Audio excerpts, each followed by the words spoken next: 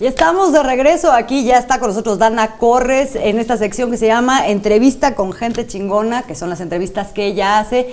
En esta ocasión entrevistaste, Dana, a Andrea Ortega Lee, que es guionista, comediante, actriz. La pueden ver en la serie de Paquita, que por cierto ganó muchos premios. Ella es la protagonista, también tiene una película que se llama Ramona. La verdad es que es muy chingona, Manchita. Sí. Es muy chingona, la encuentran en Twitter como @Manchita. Hablando de un tema muy interesante, justamente que es el tema de la discriminación, todos tipos de discriminación, ¿no? Discriminación racial, de género, clasismo, etcétera, presente en la comedia de stand-up y en la comedia en general. Padrísimo, porque empiezan hablando de eso, luego terminan hablando de novelas y todo. Sí, no queríamos hablar solamente, sabemos que está como muy en boga, no quiero decir en boga, pero se está hablando mucho de esto a partir de la invitación que le hicieron a Chumel Torres. Aquella infortunada invitación.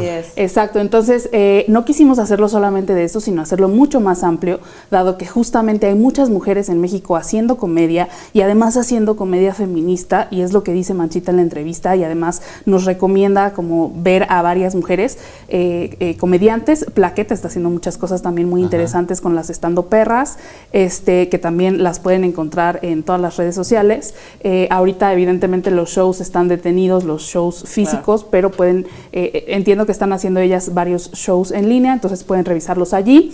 Otra cosa que también Manchita comentó es sobre la misoginia y la violencia que viven las mujeres que se dedican a la comedia todos los días y lo difícil que es ser una mujer comediante en México. Pues justo lo rotemos. Si quieres, vamos a ver un pedacito, vamos a ver. Un clipcito de lo que es esa entrevista, que los invitamos a verla rápidamente y regresamos. Pues sí, somos una generación que fuimos educados por la comedia mexicana de la hora pico, que es comedia pues tal cual, clasista y racista y misógina y sexista, ¿no? Regresé hace poco y sí me sorprende muchísimo justo lo aceptado que es en ciertos escenarios, sobre todo la misoginia rampante. O sea, la misoginia y el racismo. Y sigue prevaleciendo la idea súper antigua y ridícula de que las mujeres no dan risa. Por un lado, sí creo que es una cosa que hay que celebrarle y hay que aplaudirle a Chumel, es que es un güey que empezó hablando de política en YouTube a un demográfico al que no le importaba la política en lo más mínimo y logró un poco hacer mainstream la información periodística. Independientemente del rigor que tuviera y eventualmente su radicalización hacia esta derecha súper maligna y abiertamente racista, misógina y homofóbica, o sea, sí, creo que sí tiene un mérito haber abierto la puerta a hacer noticieros de parodia en México. Uy, el humor escondido ahí. Pues lo que está escondido es la misoginia, es el racismo en un sentido del humor. Ella hablaba de la hora pico azul. A nosotros nos tocó la del Chavo del Ocho, que eran unos mensajes terribles camuflajeados a través de una falsa, pues como malicia, ¿no? No, y todo lo que vemos además como en la televisión, en los medios masivos, es muy violento todo el tiempo, ¿no? Exacto, el Chavo del Ocho, etcétera. No me acuerdo si hablamos del Chavo del Ocho, pero a ti no te gusta y a ella sí. Pero lo que también dijo allí Manchita fue que tiene mucho que ver con esta idea de que se está muriendo la comedia por lo políticamente correcto, y lo que dice Manchita es no, al contrario, lo políticamente correcto está transformando la comedia para bien, ¿no? Hay que rehacer el concepto de comedia, probablemente. Exacto. ¿No? Oye, en las México, mujeres no dan risa, dice que todavía prevalece esa idea.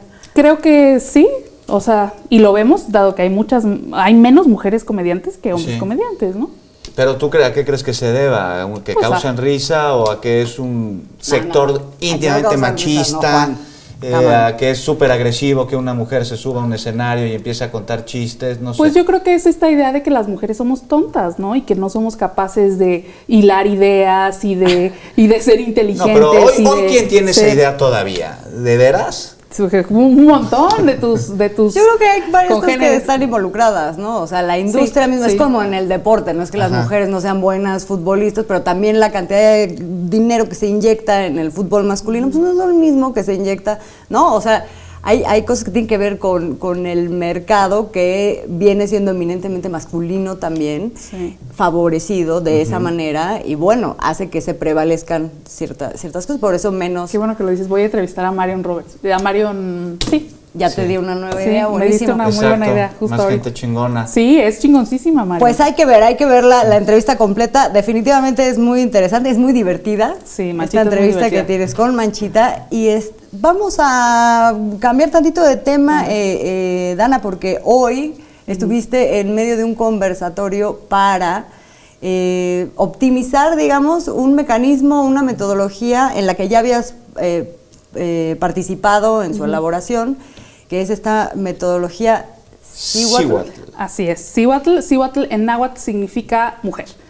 Entonces, bueno, básicamente se trata de una metodología que alimentamos y que creamos en conjunto con la SEDATU para el uso de la Secretaría en su programa de mejoramiento urbano, que es uno de los programas más importantes que tienen a nivel federal y donde están trabajando en la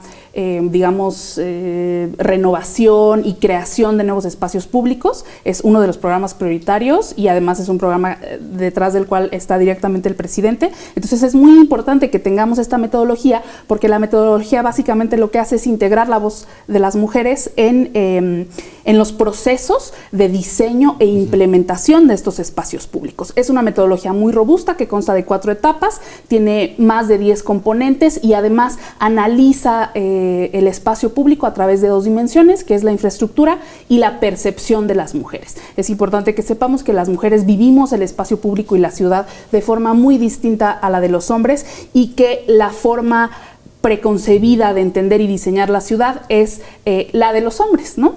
Por ejemplo, una cosa muy sencilla es cómo nos movemos, ¿no? Ajá. Los hombres normalmente hacen viajes pendulares, que es de un punto A a un punto B, porque es de la casa al trabajo, del trabajo a la casa. Y las mujeres lo que hacemos son viajes encadenados. ¿Esto qué significa?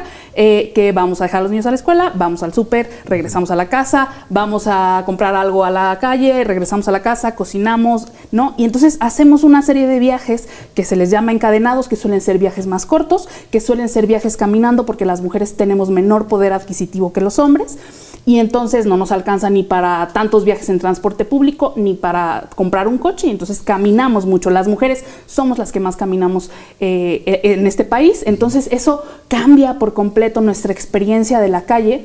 Entonces es importante retomar esta voz y estas necesidades, y básicamente eso es lo que hace esta metodología. ¿Y cómo se traduce eso en política pública? O sea, Pues, de ahí, por ¿cuál es el ejemplo, salto? en la importancia de tener banquetas anchas, ¿no? Ajá. Y de tener banquetas accesibles, banquetas que tengan rampas, banquetas donde puedes llevar una carriola o una silla de ruedas. También hay que entender que las mujeres somos las cuidadoras, ¿no? En el país es un tema, pues sí, de estereotipos, de división sexual del trabajo, pero eso define nuestra experiencia en la calle.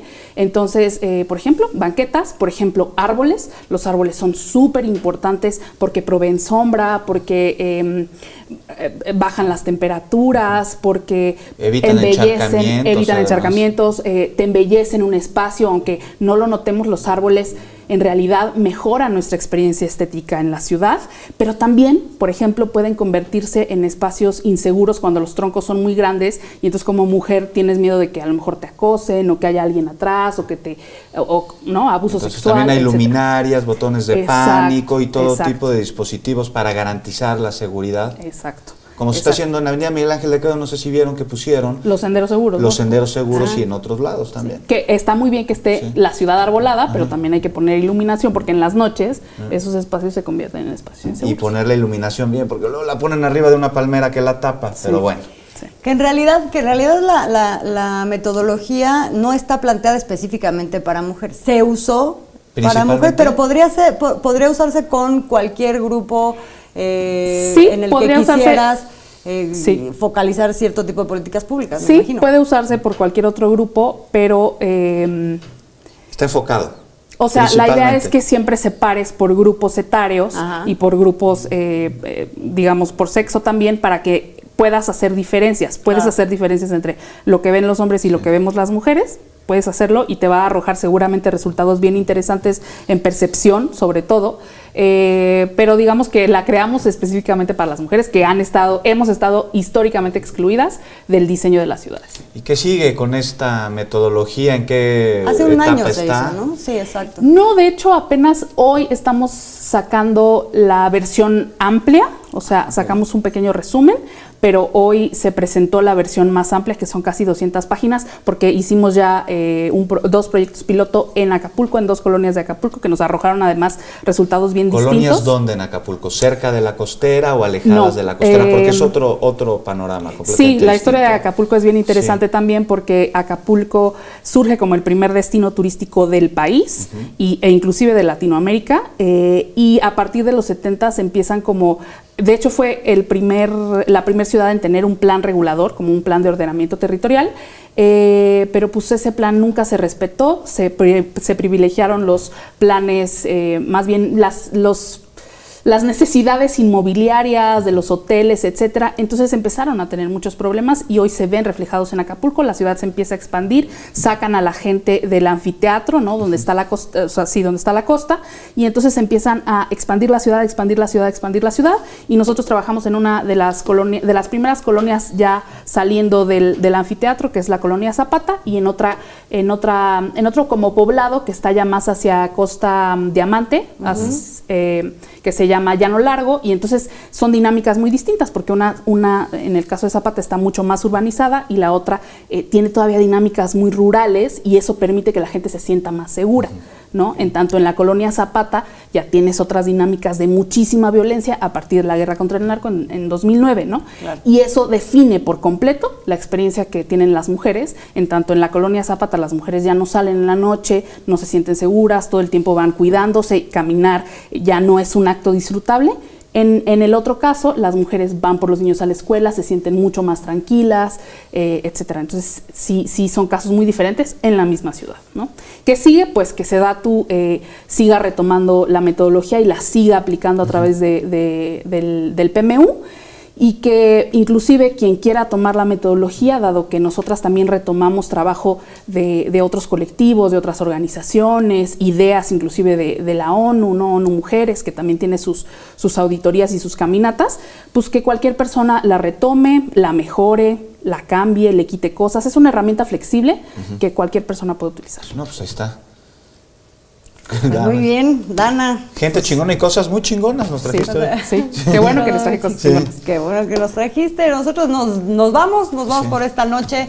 Quédese con Conecta, cartelera cultural activa, y nosotros nos vemos aquí mañana. Dana, muchas gracias. Gracias, Dana. Nos vemos mañana contigo la próxima semana. A las 9 de la noche. Mañana a las 9 de la noche. Buenas noches. Ya está informado.